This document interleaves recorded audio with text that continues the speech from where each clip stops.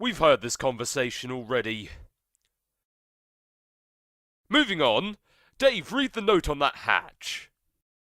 Bro, roof. Now, bring Cal. We're doing it, man.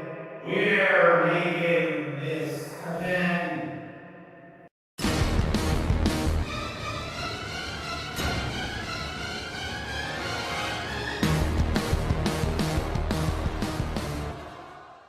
Dave, be the other guy.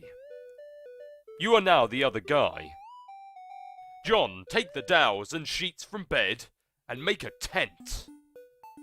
Oh, this is so much fun. A huge waste of time, yes. But so much fun. You put the punched card containing the pogo ride into the slot and carve a totem from one of the Crooksite dowels. You repeat the process using the card containing the code for the hammer, as well as the one with the random code you punched over the shaving cream card for the hell of it. You carve the respective totems for the cards. You do the same thing with the capture log card.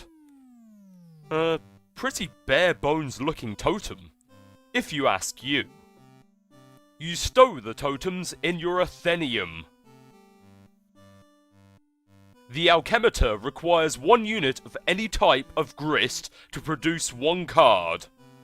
You decide to use shale, since it seems less generally useful than the build grist, as of now. You make a whole bunch of them. Whoa, did you make all these? Yes. Sweet, thanks! What did you do with all those blue wobbly vase things? I brought the totems out to the alchemeter to test them. I'm taking some things into my own hands to save some time. Okay. You create a hammer at the expense of 2 units of build grist. You make a pogo ride too. -5 build, 1 shale. You use the totem carved with the random code. You create a rocket pack with some random crap stuck inside of it. Looks like a cinder block, a violin, and a flower pot? The items have rendered the device completely inoperable. Yeah, you figure you might as well put this piece of junk to use. Using a little strategy. First you grab Harry Anderson's Wise Guy by Mike Caveney, then the cards, then your ejected PDA, then the book again to flush the cards into your deck. Nice going! John, turn on detect collisions. You flip your fetch modi, but find no such option. This is idiotic.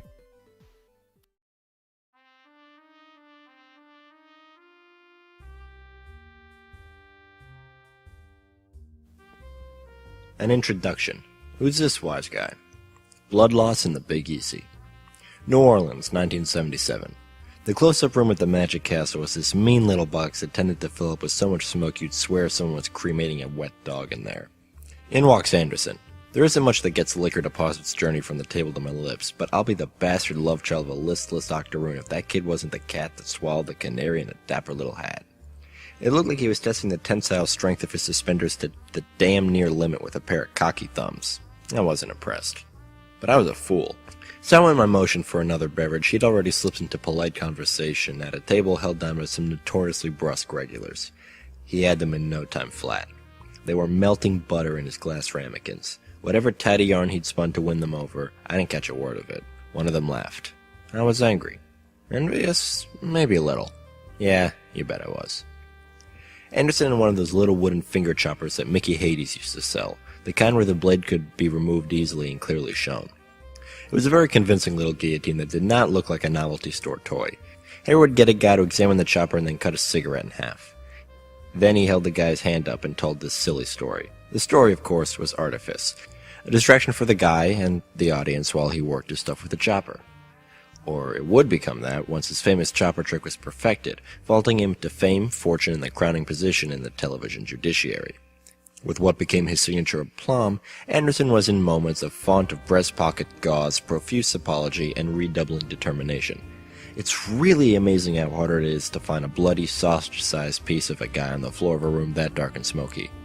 Impossible, I think we all proved. Just as impossible as Blind Willie Buttermilk Stubbs was going to find it to work his trumpet tomorrow night without his twiddling fingers. You never really understood what Caveney's relation to Anderson was, or why he wrote this book about him. His ambivalent attitude towards your favourite magician in these anecdotes always struck you as a little weird. And to be honest, you tend not to read much of the text in the book. You mostly like to look at the diagrams for all of the cool tricks. A hole in the ace, aka the a-hole trick. Here is a perfect example of how Harry could ruin several decks of cards, waste everyone's valuable time, and have you love him for it. He was good at that. One day he noisily emptied his suit jacket pocket into the hood of his car in search of change for the meter. A clunky metal thing slid from the pile and bounced on the sidewalk. As I retrieved it for him, I asked what he was doing with the hole puncher in his pocket. His face lit up with a question like he was an elf, and I asked him how he felt about climbing into the hollow of a big tree to bake some cookies or something. The 2-foot 6-inch height differential between us causes these comparisons to enter my mind. A small crowd had already gathered around even before he produced the first pack of unmolested cards. How people seem to gather and how they even know a street performance is about to take place, I'll never know. It's perhaps Anderson's greatest trick, learning the marks like that. I wanted to ask if he was sure about this, performing in broad daylight. He was used to working in dark rooms. It's usually the first thing out of his mouth when he would queer a trick. I'm really more accustomed to working in a darker room than this. But Harry was excited, and he had already butchered the first deck of cards with the hole puncher, and issued the first round of apologies to the crowd. These were like the primer apologies. That's the sort that got the folks loosened up a bit before the 7-course meal of ingratiation that would inevitably follow. He asked me for a fresh deck of cards, and I gave him one. The principle behind the trick in theory, as he explained to me later, was to punch holes in what appeared to be one card, but was in fact 2 or more together. That's the difficulty he often had in squeezing the puncher with his little elfish hands. Then, using some coin maneuvers with his thumb, temporarily concealing the hole, he slid the card beneath it with his palm, the hole would seem to disappear or move to another part of the card. Oh yeah, that's right! The old hole in the ace trick. Interestingly enough, pertaining to punching holes in cards and making them disappear and stuff. Your hands were never really strong enough to make this one work all that well either. But actually, that gives you an idea. You overlap 2 of the punched cards. They mask each other's hole patterns.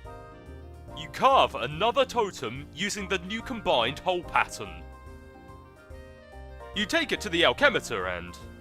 oh man, looks like Rose made like 1,000,000 hammers for some reason. Get all of this shit out of the way, you're about to make something sweet! You got the pogo hammer! What did you do? I combined the cards with the lathe thingy to make this. It's so sweet, man, look at me go! I see. That was a really good idea, John. Nice work. Thanks, I got the idea from Harry Anderson.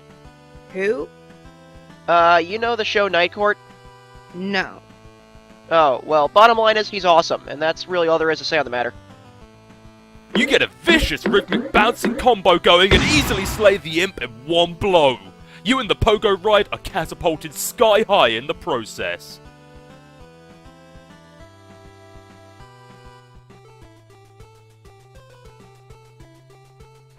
Sweet catch!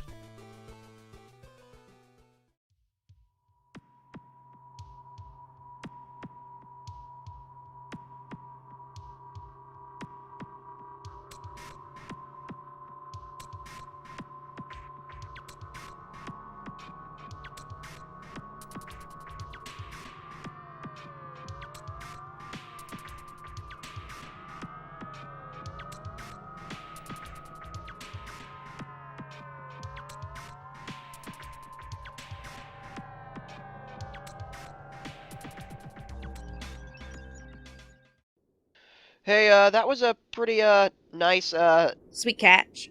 save. Oh yeah, this is pretty comfy. Why don't you just, like, carry the bed around with me in it? Up to the gate up there. I can't interact with you directly or anything that you are touching if it will result in moving you. See? Oh, lame. The game probably regards that as kind of cheating. In a way, thieving you of your free will as an adventurer, and the need to advance by your own skill and ingenuity. The server player is just a facilitator. Well, okay. All that scurrying around kind of wore me out. I think I'm gonna rest here for a bit. Rose, can you keep the imps at bay, like drop stuff on them if they sneak too close? No. You should pick up your hammer and defend yourself. What? Come on! I have no idea what the hell Dave is up to, or if he's any closer to recovering the game. There's some stuff I'd like to try, in case he doesn't come through. Oh, alright. I'm just gonna rest my eyes here for a second, though.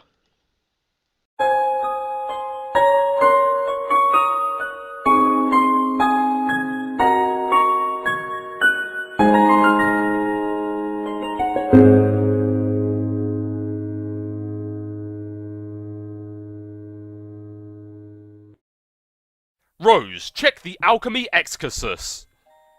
Looks like a sort of index documenting all known results for punch card alchemy combinations. This could be a convenient resource as you start to stumble on more useful card combinations. But ever since John started punching cards, you've been contemplating other ways this item manufacturing system could be put to use. In particular, if you obtain the code for any item at your disposal, you think you could theoretically send the card to John and he could make it himself. That is, if you can think of anything that would be worth sending to him. You eject the disk and capture log the server CD. Rose, message John the capture code. Oh, god damn it!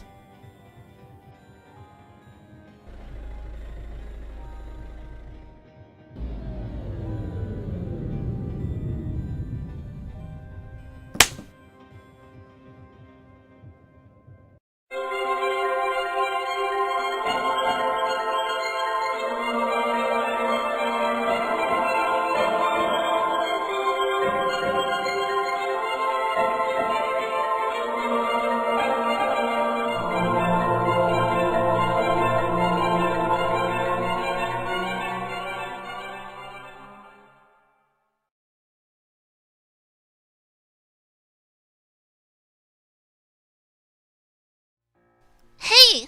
Whoa, there you are. How's your adventure going, John? It's okay. I'm making some progress, and Rose finally connected again, so she is helping me out now. That's good. Oh, but like, I don't think I'm actually saving the world here. I don't know what I'm really accomplishing, but I guess it's not that. Well, I think whatever it is, it must be pretty important. Don't lose hope, John. I think it'll all turn out for the best if you stay positive. Just keep listening to your grandmother's advice. Yeah, you're probably right, but I don't think I mentioned Nana to you, did I? Oh, I don't know. Didn't you? Huh, I don't know. Maybe you talked to Rose or Dave about it or something. Yeah, maybe that was it. They're really weird when they try to talk about you. Like, they're always trying to convince me you have some spooky powers, but I'm always like, no, she seems like a pretty regular girl to me. But then, when I think back, maybe there are times it seems like you know some things. Like, maybe you know more about a thing than you're telling me. I don't know. Oh, well, John, I want to explain lots of things to you. Some things that I know. I'm just waiting. Waiting for what? Oh, John, I forgot! I was messaging you about that meteor that fell near my house. Oh yeah! Whatever happened to that? Oh boy, well, it turns out I was confused about it. Really confused. See, I guess I fell asleep for a while and lost track of time. And that happens! Yeah, I know, tell me about it. Maybe you should, like, wear an alarm clock or something. So, what is the deal with the meteor? Well, it's hard to explain, but I know what it is now. And I know everything's going to be okay. So, what is it? Or is it just another one of those you're waiting to tell me stuff? Oh gosh, I really want to tell you all this stuff, but I can't yet. I really think you need to wake up first. Huh? Okay, well, not literally. Well, okay, maybe kinda literally. Oh, stop being so confusing! Well, anyway, time for you to go, John. I think you have some company. You stick the pogo hammer back in your strife specibus and get ready to kill some more of those pesky little... Huh? What's that?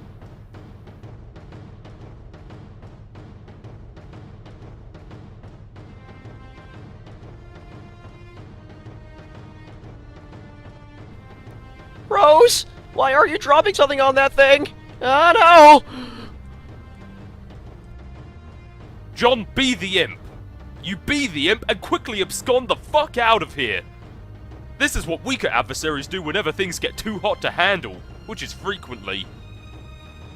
You stop being the imp because that was stupid and scurry over to your magic chest that you suddenly remembered was on the roof. There are some things in there that would be good to stock up on for a major battle. But it looks like someone has plundered your chest. This is so outrageous.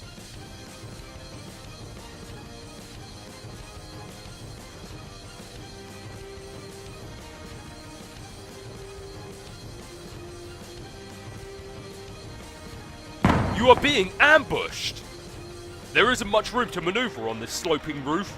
Maybe you should consider making your way to higher ground. John, ascend to the highest point of the house. You go up here. You peek over the edge. It already seems like a long way down to your yard, not even to speak of whatever's below. Hey, weren't your trick handcuffs dangling from that branch earlier? Damn it! Why do imps always gotta be making off with all of your sweet gear? You are confronted with a pair of enormous foes! This is it! You have no choice but to wage a fierce rooftop battle! This is totally gonna happen now, and could in no way conceivably be interrupted by a sudden shift in our attention. It's go time! It's time to do this thing! We're doing it, man! We're making this happen!